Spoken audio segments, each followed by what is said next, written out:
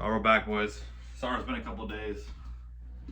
Crazy week, bro. Thursday, uh, I was hanging out with a friend. I hadn't seen her or her boyfriend in months. And then, the fuck. Then on Friday, me and Julian we went to a Halloween party, and then it was a hilarious. It was a good time. It was a good time.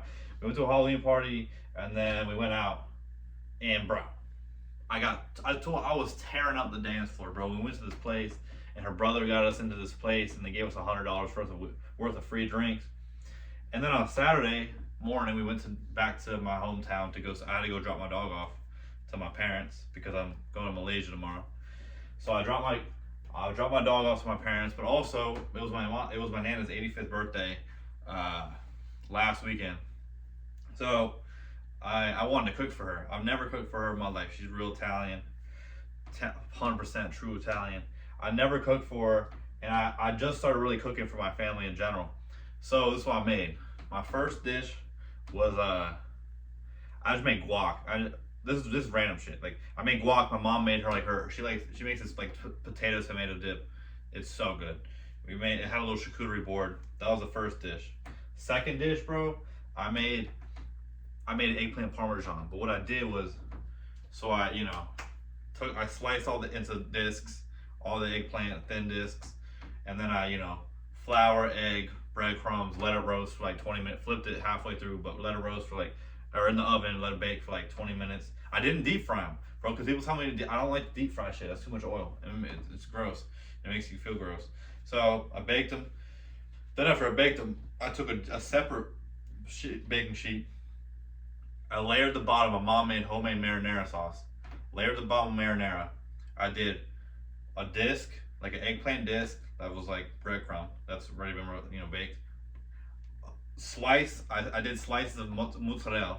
Slice of mozzarella. Hit them with a marinara. Another eggplant. Another slice of what was it? Yeah, another piece of marinara. Another piece of mozzarella, and then marinara, and then another piece of another disc, eggplant disc. So triple stack eggplant parmesan discs. There were 6 of them. Oh my god, they were so good. Then I made butternut squash soup from scratch. Now, as you guys remember, the last time I had butternut squash soup, I shit my pants at work. This time it was better. My body was able to handle the fiber. But I made it from scratch. I put some. Dude, it was fire. It was fire. It takes a while though because you have to roast all the vegetables for like an hour and a half.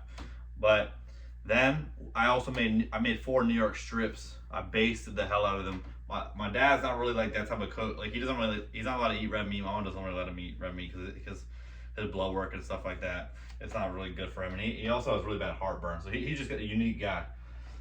Well, we tore it up, bro. He was like, and my nana said this is 10 out of 10. You don't understand what that means when your nana says this is 10 out of 10. And my mom, the soup was so good. Like, I don't know, bro. It feels good to cook for people, but my mom's a very good cook, and my nana's a very good cook. So for them to say it was incredible was insane.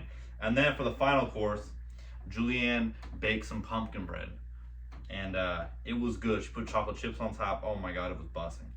It was busting. So that was Saturday night, and then Sunday, I just hung out with my parents while Julianne studied at my house.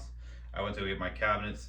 I had to went to Home Depot to get my cabinets ordered because while I'm gone in Malaysia, my kitchen's getting redone. And then I came back, watched some football with my dad. I had some leftover steak, so I made some butter, some like steak garlic butter. Oof. I'm surprised I didn't break out.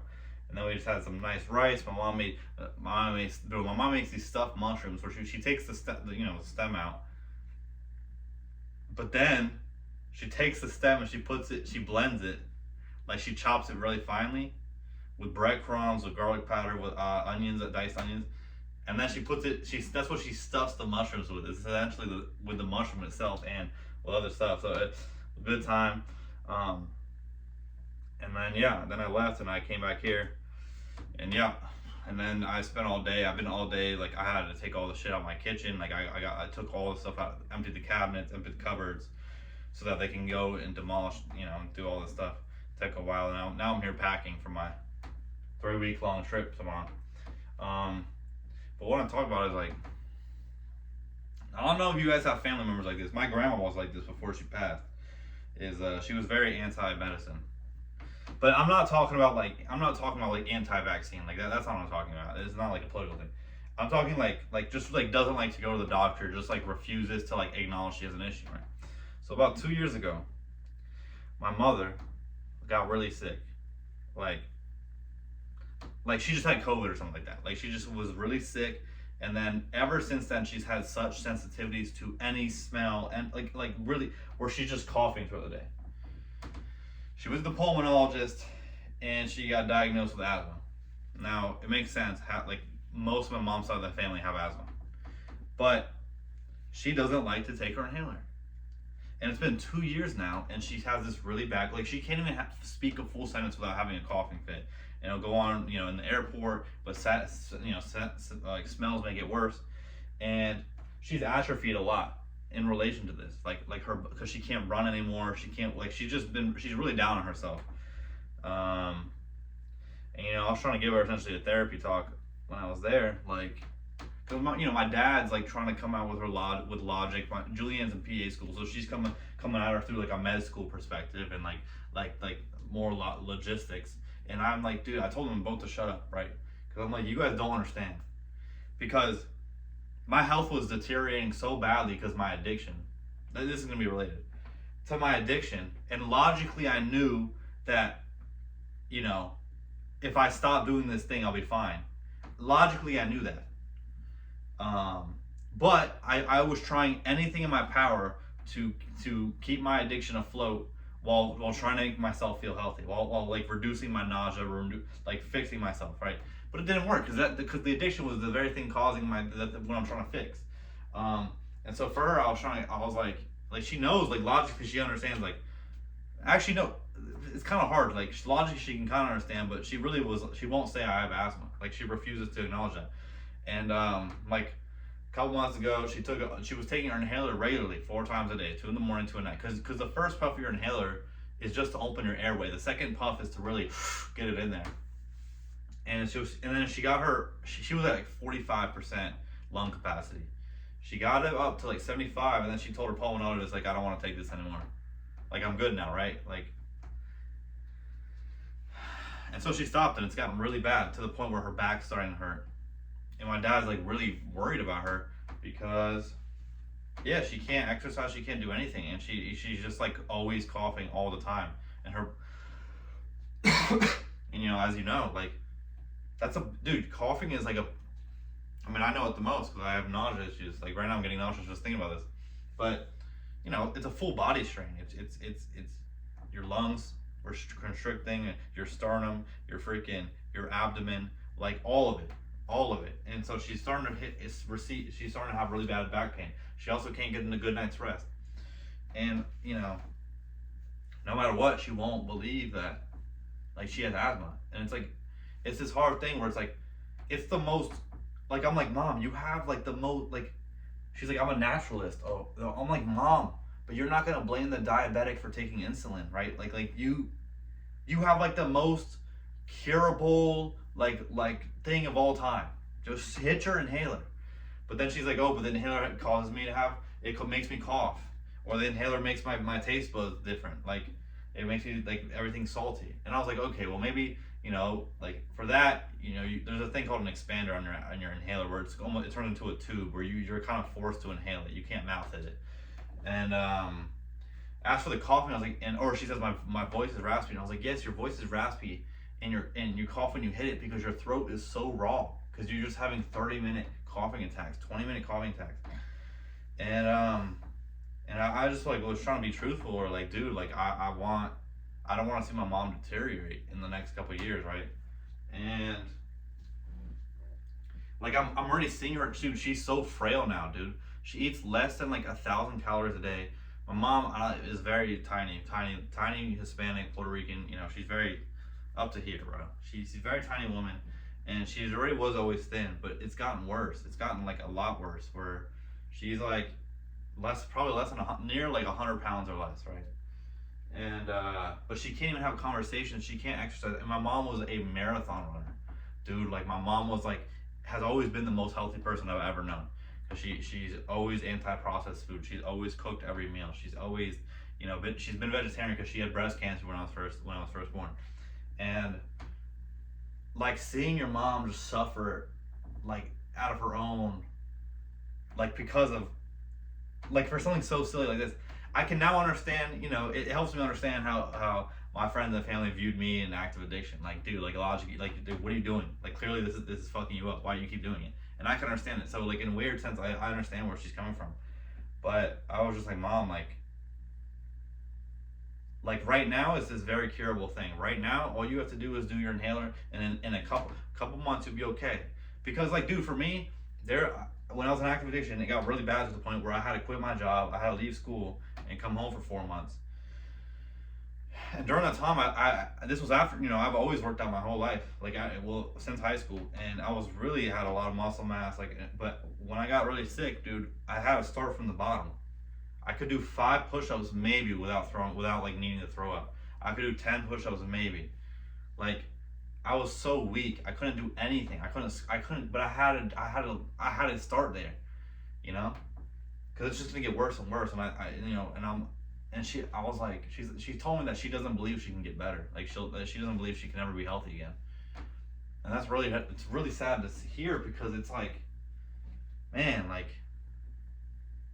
if you just took this inhaler for if it's part of your normal routine, you just took your inhaler like you're supposed to every day, like within a month or two, you'd start to see results. And then, like, I don't know, it's just it's hard to, she's very stubborn, and it's very hard to like get through her. But I could see, like, my dad was like, I'm watching my family, like, fall apart essentially like that, because I don't want to talk about the rest of my immediate family, but there's issues. But I don't know what to do, bro. I don't know what you guys do, but it's really hard to see, because I told her, I was like, yes, right now it's curable, but the longer you go without taking your inhaler or taking this shit seriously, because I told her it's her throat chakra, and usually your throat chakra is active due to being, and it's sorry for this woo type shit, but if you really your throat chakra is usually activated when you're lying, like when you're not being a truth teller. And that doesn't mean that you're lying to others, or a lot of times you're lying to yourself. And I told her, I was like, you have this discrepancy in your head. You're like, I don't have a problem, I don't have asthma, but then on the outside you're having 20-30 minute panic or coughing attacks. You haven't had a good night's sleep because you're always coughing. Now your back is starting to hurt, and you have this discrepancy between I don't have anything wrong with me and I'm deteriorating. Like I'm clearly deteriorating, and I'm atrophying, and her muscles are. It's really sad, bro. And like my mom's like, and I worry, dude. And I was like, sooner than later, like, if you don't get this corrected, and if you don't start taking this shit seriously, you're gonna have real ailments. And then all of a sudden, like, you might have a popcorn lung, you might have a collapsed lung, you might pull your back muscle, like your abdomen might rupture, like, you know what I mean? There's all these things that are way worse that can happen if you don't start taking this shit seriously. And yeah, man, I don't really know what to do about that. But the only positive of this situation is that it has brought me and my father closer, which is cool. I talked to him more this weekend than I've ever talked to him, like ever. And we've been texting like paragraphs, very long paragraphs, and kind of, I've never heard his feelings before. Like heard his feelings before. So it's nice to, in one way it's brought us closer, but because I'm trying my best, dude. But watching your mom just like kind of deteriorate before your eyes, even though it's like in her control, is just really fucked up to see. So I don't know what to do with that. The other thing that I found out was, remember a couple videos ago when I said that, talk to those blacklisted family members, you might learn something. Well, it turns out that 90% of what was said during that 3-hour conversation, 90% of what he told me was not true. And it's not like a he said, she said. No. I cross-referenced with multiple people in my family. And then as they were telling me stuff, because the thing is, a lot of the stories this family member was telling me, I was like present, but a lot of times I forget, like it's wiped. And so while he's telling me things, I'm inclined to believe him, right? Because I'm giving him evidence. And I'm like, oh yeah, that is fucked up. But then when I went, I asked my other family members, my sister, my mom, all these people. And I started to remember what actually happened. I'm like, dude, wait, this guy was lying. And then, you know, and also the other issue is like, I was coming to this family member just kind of expressing some frustrations I was having. And I was expecting this person to be like an adult and like hear my frustrations, but also push me towards the direction of healing and love. Instead, just decided to use that conversation to dog on my family, right? And I've remembered like this family member, he just kind of, I don't know, he's interested. Like I love him, and I was very happy that I at least let him vent. Like he's like living in a lot of what he said, like he's living in some other timeline where he's always the victim and the world has slighted him. But if you watch him interact with other people, or you watch him interact with service workers or anything, like he's always the problem, bro. Like he doesn't treat people, like he hates everyone, you know what I mean? And if you go about life like that, and he's always condescending, like if you go about life like that, life's gonna reflect what you give out, you know what I mean? That's the nature of it. And you know, and I was really, and my dad was sad about it. And now I because my dad he didn't want me to talk. He didn't like when I talked to this family member, and I didn't really understand. I thought it was because, you know, this guy knew stuff and that's why. But then when I talked to my dad about it, my dad was like, no, dude, like this guy just hates me, and like I'm always to be blamed for his suffering. And then and I'm like usually nice to him. Like I don't have a problem with him, and also he's just mad hypocrite. Like I don't know. He's like he's like living in a different world, a different reality. And even when I do crazy stuff, like I'm talking about stuff that this guy was telling me, like blacklisted family member that was telling me on this call. I referenced with dates. I checked the dates. I checked everything, and what he was telling me was straight up a delusion. Like it wasn't real, and I don't know. So maybe don't listen to what I said. Maybe keep those family members blacklisted, or maybe they're blacklisted for a reason. Because that was it was world breaking. I mean, I've hold on, let me get water. But like I disproved like most of what he said, not just with people, but with doing my own research, looking at dates. Also, like I can't really say I can't go into detail on anything, but so that was interesting. I would like to talk about my sister, but she watches these, and I don't want. It's not her business to be telling. That she's just a great person. Like, but there was some other story I want to talk about, but like I don't talk about her on this. But I don't know, dude. So essentially, when I get back, I was like, Mom, I told my mom, because she's moving. So my mom's she's on the board of this company, and the company made her move out there. And so she lives, you know, a couple hours away from the house. Like they're my dad, you know, their house together. And she goes there a couple days, like, you know, 3-4 days a week. And I told her, and she got a new contract that, you know, and they hired a vice president under her so she can be like, she can go home now. She only has to go to the facility, you know, a couple times, like, you know, a year, like every other month or whatever. And so I told her, I was like, you have until next month when you move back to like accept this. And I gave her some prompts. I gave her some like journaling prompts. I need to write them down and send it to her. But some of these prompts were like, what is it that is stopping me from believing I have this ailment? That's one of the prompts. The other prompt was like, pretend like you are your 85-year-old self talking to your 60-year-old self and being like grateful, like, oh, thank you so much for like taking this seriously. We're 85 and life is beautiful, right? Like that type of thing. And the last prompt was, what was it? Oh yeah, can I believe that I can be healthy again? And we'll see. But when I come back, I'm coming back like the Friday before, the week of Thanksgiving, so the 20th. Sorry, I'm trying to close this bag. I got this shit tight. Hold on, this is gonna be tough. So I'm coming back that week, and I'm gonna go, and my sister's gonna be flying home, and we're gonna have a counseling session with my whole family and my mom. And we're gonna get down to the nitty gritty. We're gonna figure this shit out. Hold on. I gotta close it. I got this shit packed. Hold on. This one. This is only my underwear, bro. This is only my underwear and socks. I still gotta do pants, shirts, and the thing is, because I'm going for so long, I like to military roll everything. I don't know if you guys know what that is, but like, you know, like, I can't really explain no more than that. But yeah, military roll it. Like, you roll everything into like little like rolls. I don't know, you put everything into a roll. Besides your pants. Yeah, I can't close that. Oh my god, that hurt my finger. But other than that, dude, yeah, tomorrow I'm going to Malaysia. I'm kind of nervous because like, obviously TSA and the government is shut down, so I'm just nervous about flying. But my parents did just come back from Europe last week, and it was fine, so it should be fine. But we're getting towards we're getting closer to vacation season, holiday season. So like it's gonna get worse, and like, you know, and now we're getting into the weeks where they're actually not getting paid. I mean, they got like half a paycheck, like the paycheck before last one. They didn't get a paycheck this time, and people were just like not there. People are quitting or like not showing up to work. Which obviously, who's gonna show up to work if you're not getting paid?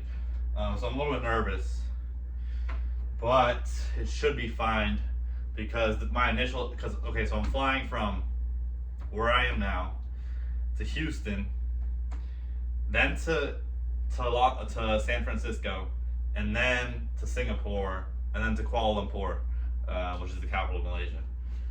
The longest flight is the San Francisco to Kuala Lumpur. That thing is 17 and a half hours long.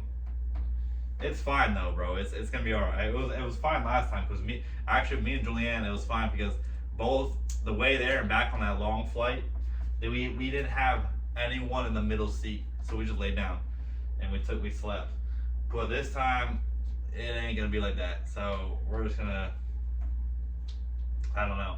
And last time we did that long flight on Singapore Airlines. If you guys ever flown Singapore Airlines, bro, it is unlike anything you've ever been on in your life.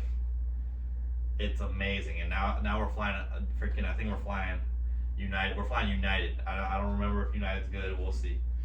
But I'm gonna use this time to just decompress, disconnect from all this bullshit here. And I'm gonna use those 3 weeks to just like, I think there's some things I need to figure out about myself and things I need to decide about my life. And I'm gonna be deciding them out there. And I'll make some cool, I'll show you around, boys. I'll make some nice videos. We'll be out in the fucking, we might go, I wanna go to a temple. I wanna go to a temple and go do some like, you know, some prayer in a temple. Because there's tons of Buddhist temples. They also have, you know, mosques and all that type of stuff. And the food's gonna be busting. I'm gonna show you guys the food, bro. The food is fucking so good.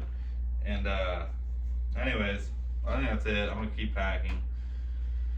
Oh yeah, bro, people keep commenting the nicest things ever, bro. It's fucking hilarious. No, and then some people comment. I'm starting to get bot comments. That's how you know you're making it. It's when you start getting those bot comments, bro. I've been starting to get on the, you know, the NFL owners are in the market of or the market of selling bodies. Is that what I titled it? Something like that.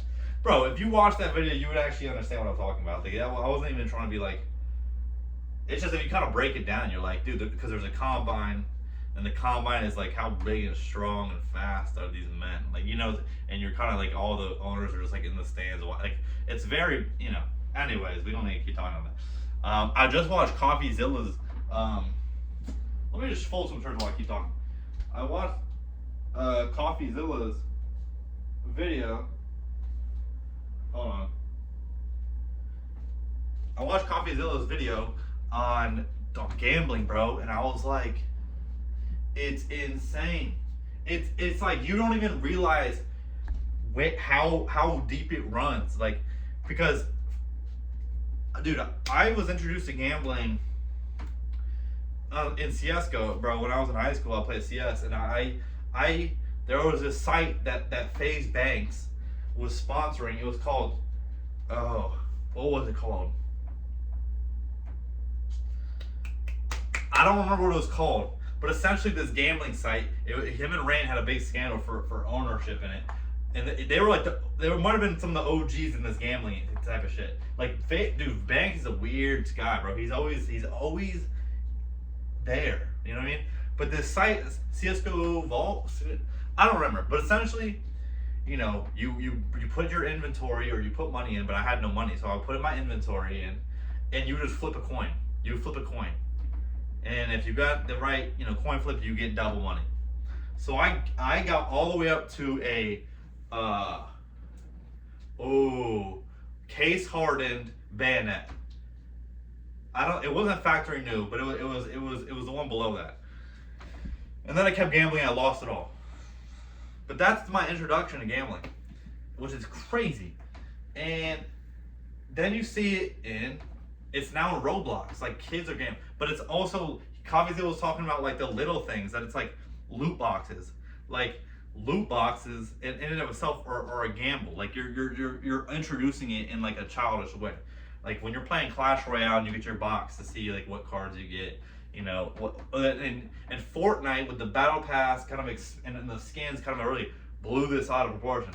But now I forgot, bro, that there's this thing called Poly Market. Go on, any one of you that want to have your mind blown, go on. If you don't know what it is, go on polymarket.com. Poly Market is a what do they call it? A fucking what is it called, bro? Oh, it's a prediction market. So you can literally bet on anything. You can bet on if this president's gonna wear a suit. You can bet on sports games. You can bet on crypto. You can bet on who's gonna win the New York election. You can bet on freaking random shit, anything and everything. And now there's a company, a startup called Cheddar, which is this shit is disgusting. But what Cheddar, I just learned about this in this CoffeeZilla, but everyone go watch that CoffeeZilla video. It's really good. Cheddar is a startup in which they are combining Tinder, TikTok, and gambling, where you are swiping and doing microtransactions, like micro bets. Like, every swipe is a micro bet. You can say yes or no. Oh, we are fucked. That's all I gotta say about that. We are fucked. And then you talk about, Nate Shot, where it's like these people, it doesn't matter what your morals are, because it's like, if you get 100 million thrown at you, what are you gonna do? And then you see like Joe Rogan, who got that $250 million, Spotify deal, who now also expected a gambling deal, bro. Most of his ads now, like a lot of his ads are gambling ads. And all these people are, it's really, I don't know, like, I think in the future, when a lot of these people, like in 20, 30 years, 40 years, when this shit collapses, and or like these people are on their deathbeds. This is gonna be a crazy thing to say. This is gonna be crazy. Let me preface this, but this is gonna be a crazy thing to say. I watched this movie Nefarious. Now, as you know, I'm a believer in God, sometimes agnostic, sometimes leaning towards more Christianity, but never bigoted, like never like that, like never. I'm not pushing nothing. But Nefarious, I just found it as a premise of a movie very interesting. The whole movie is just a dialogue between an atheist and a demon, essentially, an atheist, psychiatrist, and a demon. And the reviews in this movie are piss poor. They called it Christo-fascist propaganda, whatever. But if you just watch it for what it is, like if you just watch it as a movie without, it's very interesting. But one of the things said, like, was the demon was like, because the psychiatrist was like, what are you talking about? Things are better since the Old Testament. Things are getting better. Like we have peace, we have love, we have diversity, we have all this type of shit. And then the demon was like, dude, we have more slaves now than at any point in human history. And then he also said, more people are coming to my master, who in this movie would be the devil, right? Would be Satan. He's like, far more people are coming to Satan now than going up to heaven, right? And you really think about that. I'm not saying like heaven or hell is real. I don't know. I don't know. And I don't like to make like, I'm not gonna like sit here and pretend like I know anything. But if you think about it, like, that's a crazy thing to think. Like, if you look around at the world, and if you viewed the world through the lens of the Bible, like, or the, that type of stuff, or maybe not even the Bible, because some people really believe that the Bible, the God in the Bible, is actually just Satan. Because why would Satan allow access to God's word? Why would he like allow humans to have access to God's true word? Wouldn't he try to be deceitful, right? So there is that point of view. But if you think about good and evil, there's far more evil, bro. The good will prevail. I think good is gonna prevail. But it's looking nasty right now, bro. Like the tech bros, like the Palantir shit, like the shit that's going on right now in the gambling shit. I'm not saying they're all even, but the war crimes going on, like everything. The Sudan, like, dude, just think about anything. Just think about, literally look at any part in the world. But I don't know why it made me think about the gambling, because the gambling's really like, you have people who are supposed to be God-fearing men who are promoting this shit. Because it's like, oh, but I'm giving a warning. Like, I'm saying don't gamble, but I'm willing to take, like, it's like this. I wish I was never introduced to some things when I was younger. I wish I was never introduced to some things. Because those things have caused turmoil, like and obviously I have addictions, whatever. There's things I wish I was never introduced to. And that's it, the introduction of things. And I'm not saying like I don't believe in lifelong abstinence of things. Like, I'm not saying that. There are some parts of hedonism that are like, just enjoy the world. Like, there's so much pleasure to be had, like fun to be had, like enjoy yourself. But you can't differentiate the, like, if, okay, look, I'm trying to say this the best way possible. If I'm someone, like during when Oxycontin came out, and all the painkiller drugs and opiate, like all that type of shit, all the painkillers came out, and there was that big crisis, right? If I'm one of those, and we were, and I was one of those freaking medical salespeople that was going door to door trying to get people hooked on this shit, is that different than the person accepting a roulette sponsorship or a gambling sponsorship? Is that so different? You're not buying or selling the thing. You're not providing the gambling service, and you're not like being the addict, but you are introducing it to your audience. Someone that's never heard this before is like, oh shit, these people, and a lot of times the person that is being sponsored, like the person that, the Joe Rogan or whoever, like, whatever individual, the Drakes, the NFL players, the NBA players, that Aiden Rosses, those people, like, a lot of times the companies will give them a better odds, and they give them money to play with, and so you see these people making money, they're getting better odds though, and then because the whole point of this shit is that they got freaking quants, they got like data analysts, they got these people making it so it's like impossible for the house to lose, right? And so while 0.04% of people are making money, the 99 point whatever percent are getting cooked. And so like you're in a when people say sell their soul, like that's what that is. That's maybe there is some like literal sell your soul shit, like where you actually, the devil comes and offers you something, if that does happen. But this is really what they talk about, is like, dude, like, in Coffee Stills videos, there was a Nate Shot is in a podcast where he's not agreeing with kind of like showing off gambling to audiences, like on Twitch. And then like 2 minutes later, the host is like, yeah, but what if you were offered $100 million? And then he literally said, oh, well then fuck the kids.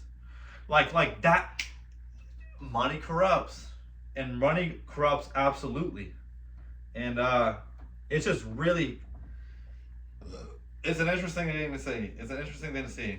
And I think that's partially why I'm fearful to be successful, is because when I get successful, am I going to be more willing to accept this am I going to be more willing to like sell my soul. And that's why I'm trying to build a relationship with God first, so that when I do find success in these things, like I'm not so quick to just like be disgusting with my money or become greedy or just like being happy with what I have, and like I don't know, that shit scares the fuck out of me, because you see what happens when people get money and just fucking destroys them. But then there's the other thing where it's like people talk about how money just amplifies what you already are. So if you're a good, if you're a greedy person, you're just going to make you grow more greedy. Like like the DDGs, right? Like that, or the freaking little Yachties, bro. Like the greed they have is absolutely obscene. Like their whole personality is how much money they make, Especially DDG. Like you're like, okay, but are you a good person? Like I don't know. And so, all in all, I don't know. I don't even know how we got into this. This is the longest fucking video ever, and I know nobody's here still. But I don't know. I have a lot of fears around the world, and I think right now it's kind of looking like evil's winning. But I know that's not kind of. I think that it's more so an extinction burst. And for those of you that don't know, an extinction burst in behavioral psychology is like right before a behavior ends, like a perceived negative behavior or whatever. Before it ends, it gets really bad.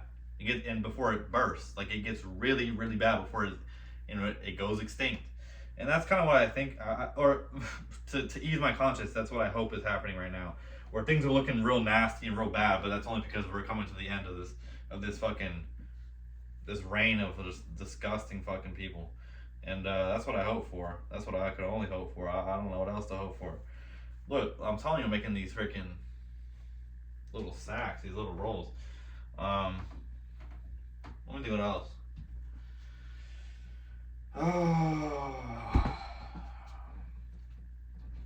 I don't know, bro. You just, and then but you're also seeing how bad money corrupts people right now because of grifting. Like you're seeing people willing to stand on political talking points, but they're not really. It's not politics. You're talking about people. You're talking about the effects of the law on people, but these people, to them, it's just like talking points. Like that guy Dean Withers, right? Like to him, this is all just like, these debate bros. Like it's just like a game to them. But like their words, have influence. People, are actually hurt or helped or whatever it is. But you're seeing people so willingly, like say fucking insane shit for the bag, and in the future, when their grandchildren find a video of them, saying some crazy shit and disown them or whatever, and realize that their grandma or their mother or their father or their grandfather was a complete like grifter, piece of shit. Like, this success that these people are seeing, a lot of these people, is very short term. Don't be jealous of these Hassans, of any of these people that are making a shit ton of money. Don't be jealous of them, bro. Money is not everything. Because at the end of the day, these people are gonna have to live with themselves, with what they're doing. And I'm not saying like anyone's. I just do really think I use Hassan as a point, is because he's just like a political commentator, right? But all these people, right? Like all like political podcasters, people that aren't even in politics, that pretend like they have opinions that matter, like all this type of shit. That's why you don't even really, dude. I don't know. It's just an interesting time we're in, and I don't really know what to do with that. I'm trying to pack right now, but the thing is, I always remember that, dude, it's so hot over there. Like it's summer right over there, or whatever, spring. It's whatever. It's the opposite of where it is here. So for the most part, I just wear tank tops. I need to go buy a big bag of cough drops after this. But yeah, hopefully, like, I didn't mean to say anything that was like offensive. I hope I didn't say anything offensive this video. I was just talking about my fears of just like, well, first of all, my fears of my own family, but then mostly the fears of just like seeing people so willingly preach shit they don't believe in, or so willingly like be sponsored by, like, I don't know, like, on what some person could say, yeah, I'm okay to be sponsored by stake because they gave me $100 million, and with that $100 million, I can make good in this world. But that's blood money in a way. Like I don't, it doesn't matter because the origin of your money is blood money. But then you get into this weird point where is the origin of all money just blood money? Blood money, like where drug money, blood money, money, political money, like if you trace back the origin of any of your money, like is different. Like you know what I'm saying? Like we talk about like Steve Jobs, bro. Like that guy's the origin of his money was just like freaking child labor in China. Like that, you know what I'm saying? I should probably stop talking about this because I don't want to get in trouble. But like, you know what I'm saying? So it's like, okay, on one hand, yeah, you could take that $100 million and go build infrastructure in impoverished areas and go help out people and make some soup kitchens or send your money to charity, which I kind of hate that shit because most of the time they're just doing it to fucking evade taxes. But like, build infrastructure. Like I think, what was it? Floyd Mayweather, I think he bought like freaking like obscene amount of buildings, Section 8 buildings, I believe, in New York, in Harlem. I could be totally wrong, but there's something along the lines of that. And I think that's pretty cool because he's gonna rent stabilize those places, and it's gonna be cool. That's a cool thing to do. But you know what I'm saying? Like, no matter what, I don't think I would ever take money. Like, I think like during this election, people found out that like influencers, whether with million followers or 1,000 followers or whatever, were being reached out to by both political parties. And that's fucking insane. It's a fucking insane thing, especially for the people that agreed. And you're like, dude, I would never accept that because I don't know anything about anything. I'm not like versed in this fucking, and I'm not gonna pretend like I know what's going on. Like, yeah, I can say that XYZ is fucked up, but I don't know what's going on. I'm not like, I don't know the real truth of things because I'm like, that's not something that, I don't know if that's a privileged thing to say, but like, it's not something that interests me. Like, yes, I can say like, I can see like the surface level, issues that are going on. And I could say, I could see the right points to the left and left pointing to the right. But like, who's right and for what reason, or what are the nuances of this conversation? I don't know. And I'm okay to say that. Like, that's not like crazy. I had a friend that was very much into politics, and I met him in college. And I asked him, like, how do I get involved in this shit? Like, because I kind of want to know things. And but it was a lot, dude. Because, he initially was like, just get started in your local government. Because he knew all of our local politicians. He knew, like, all the nuances. Like I don't know. Someone like that, right? And I also have another friend that's got very, very, he's almost like an encyclopedia. He just knows a lot of shit. And, I don't think I'm like that. That's not something that because that type of stuff just aggravates me, dude. It just makes me jaded and aggravated. So I can't spend too much time where I'm gonna go crazy. I'd rather just like spend time with my family and my loved ones and try to make best of what I got. You know what I mean? But I guess that might be a privileged position, and if so, I can agree to that. But that's the other interesting thing. I remember in one of my college classes, this is gonna be a crazy thing to say, dude. I hope you guys understand that I'm not some like, but anyway, so I remember my college classes, it was what was it? I don't remember which class it was. It was some form, one of my psychology classes. And it was one of the smaller classes. It was more like a 5,000 level course we're talking about. And we had a guest speaker come in. And this guest speaker had us move into separate groups, like smaller groups of like 4 or 5 people, and go around and talk about why we are privileged.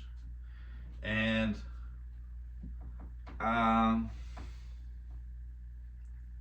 it was, let's just say, it was very uncomfortable for everyone in the class, no matter your race, gender, identity. It didn't matter.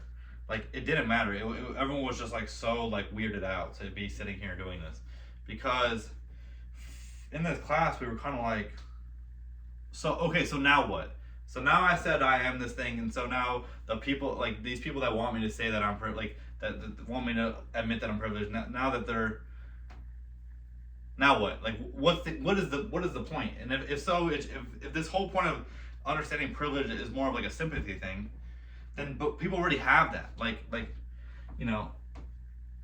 and for people that aren't privileged, like I had some people in my class, you know, that had this intersectionality of race, gender, socioeconomic status, right? That were like, let's just say that they were a woman minority that was of low socioeconomic status. Well, during this class, we almost like they made us like kind of look at the least privileged person, and it's like that's fucking weird, dude. You're singling this person out. That person was mad uncomfortable, and you're like essentially like what you want us to pity this person, but like this person got to where like this person is exactly where the rest of us are, bro, and they probably had to work a lot harder, but they're here, bro. And I don't know what the end goal of the privilege thing is, because I think most people admit, man,